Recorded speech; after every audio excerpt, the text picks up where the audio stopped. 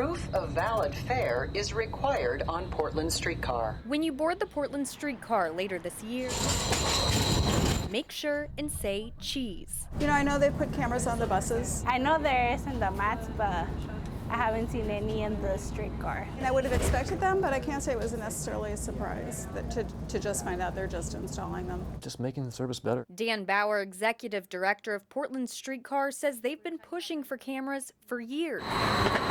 But securing the up to $1.5 million for the project and also figuring out how to store the hours of data captured from the cameras hasn't been easy. I think there's an expectation that we probably have cameras on the streetcar, and we get calls from people when things happen, collisions on the streets, people slipping or tripping or falling or alleging that something happened on the streetcar, and they're often surprised to learn we don't have cameras.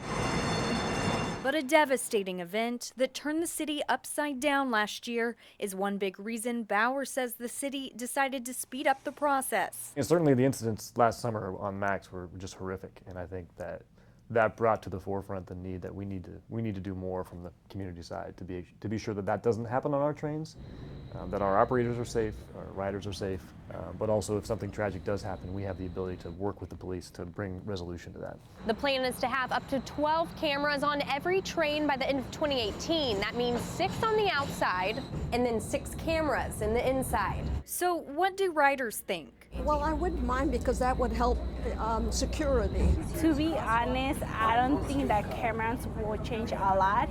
Maybe they can help you to find who did it, but at the moment when something bad is happening, it's not gonna help you resolve the problem. But in the event that something does happen, cameras could help police solve the case. In fact, a friend of mine's daughter had an incident on the bus that was helped out by having the surveillance camera. They were able to then find the culprit. So in that score, I think it's a good idea. An idea that many riders say is worth it, even if just for peace of mind. Reporting in downtown Portland, Haley Rush, Fox 12 Oregon.